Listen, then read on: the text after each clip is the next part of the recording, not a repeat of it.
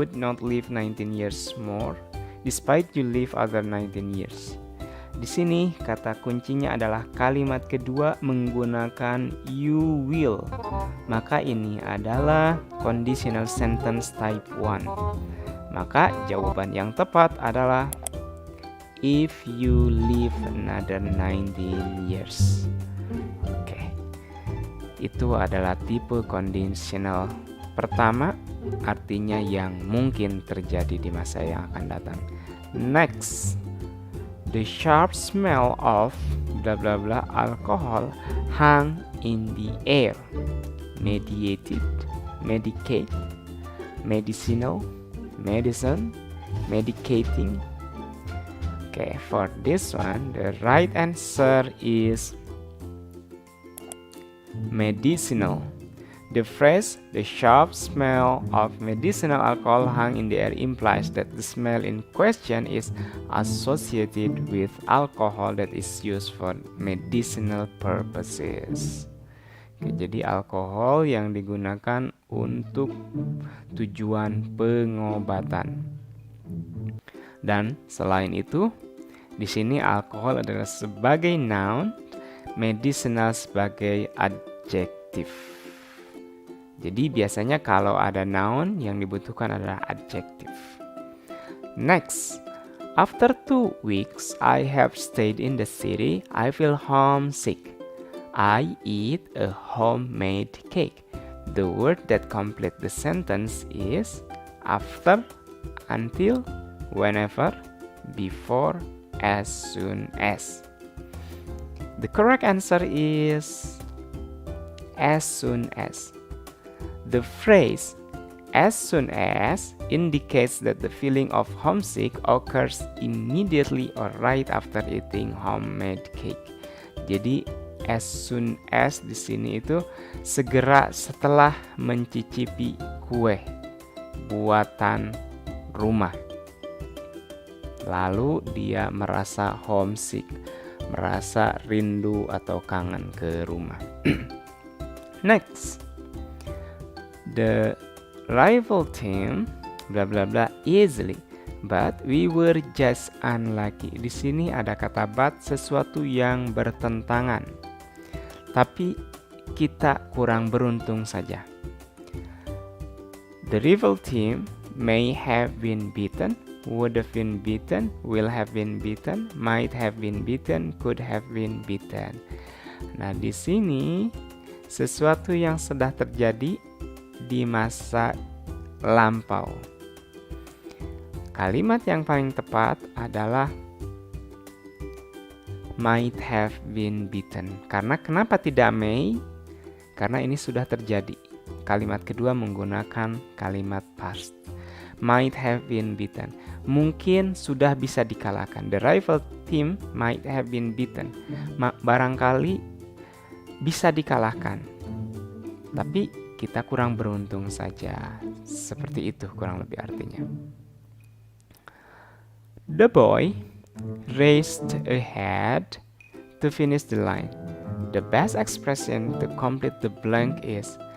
Nah, ini kalau ada tipe kalimat seperti ini, perhatikan ini adalah satu kalimat. Subjeknya sudah ada, verbnya sudah ada. Maka yang kita butuhkan di sini bukan subjek atau verb. A misalkan a sprinter is, itu tidak mungkin. Is running juga tidak mungkin. Lihat apa jawaban yang tepat nih. An avid sprinter. The phrase an avid sprinter as an appositive to describe the boy and provide additional information about his passion and skill. Jadi yang di sini kita butuhkan adalah appositive.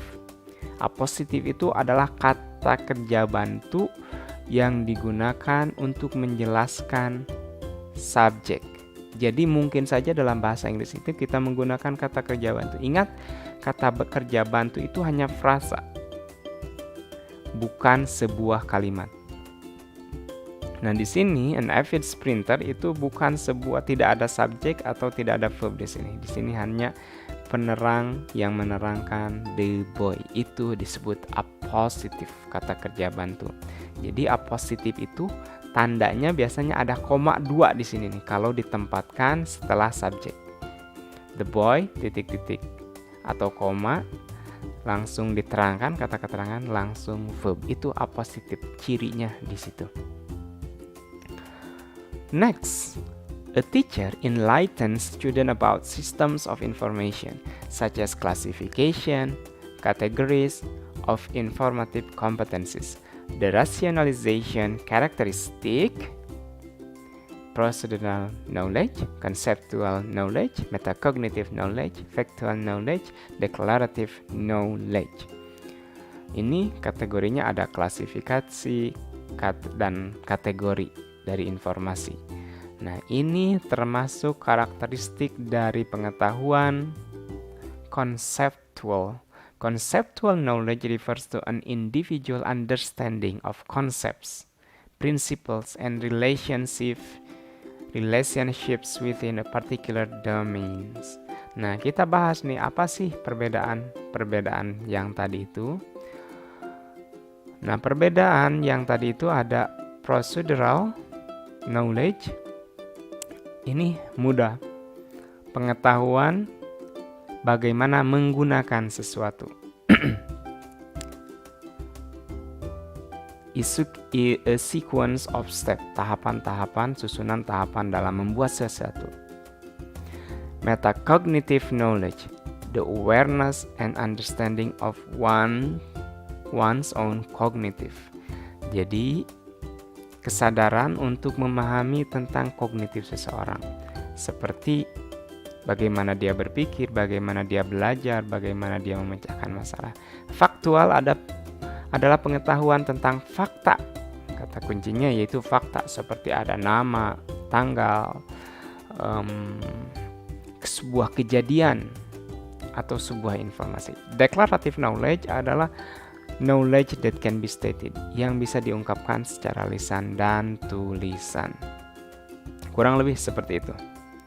Next, students are able to ask their friends some questions related personal identity and hobbies using correct expression and intonation.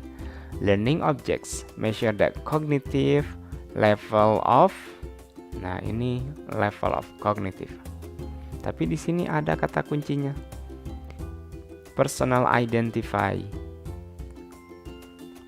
And the correct answer is understanding. Understanding refers to the ability to comprehend and interpret information. Jadi memahami dan menginterpretasikan informasi di sini nih. Personal identify. Question related personal identify. Nah, di sini correct expression and intonation. Menggunakan ekspresi yang benar dan intonasi yang benar. Jadi ini baru level understanding, memahami.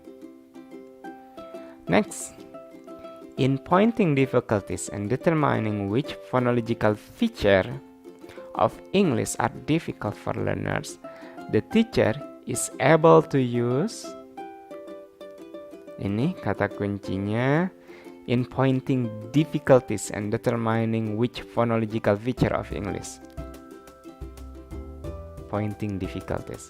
A. Placement test, aptitude test, diagnostic test, achievement test, proficiency. And the correct answer is diagnostic test.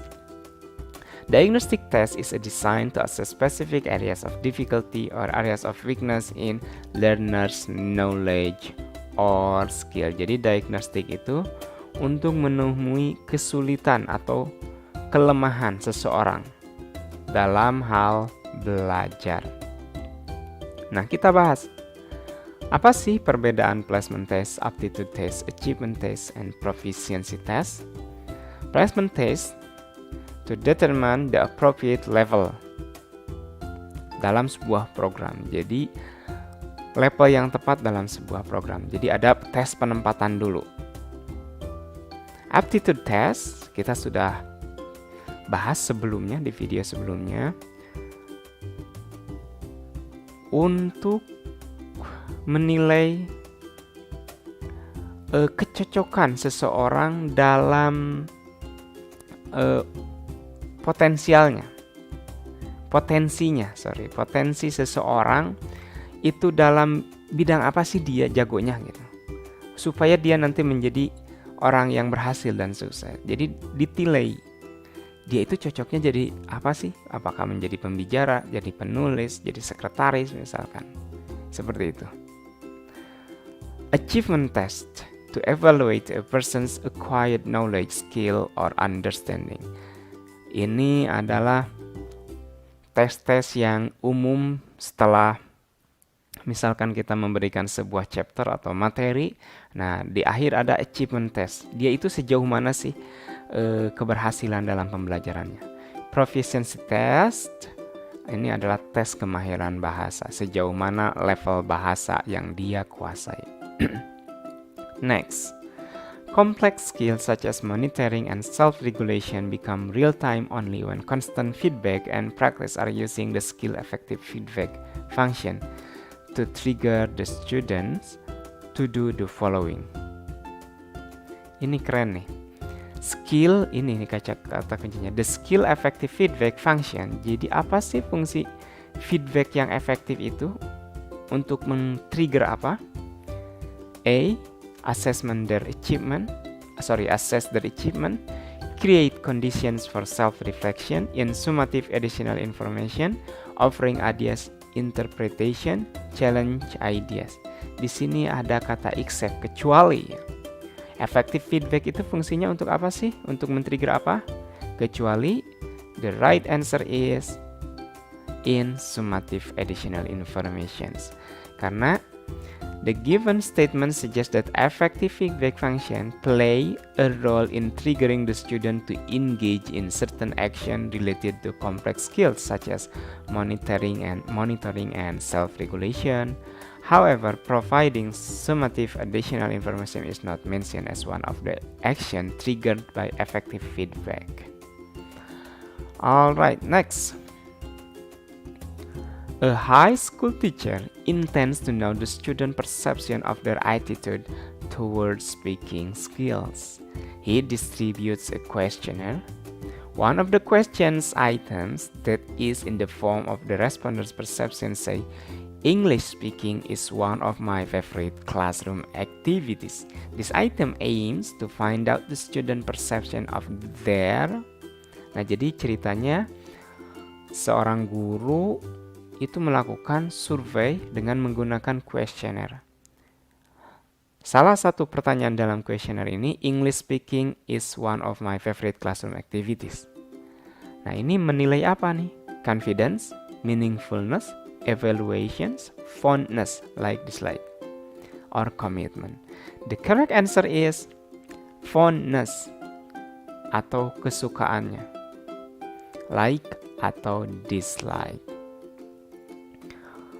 Okay, I think that's enough for the video. I'll see you next time on the other videos. Bye bye.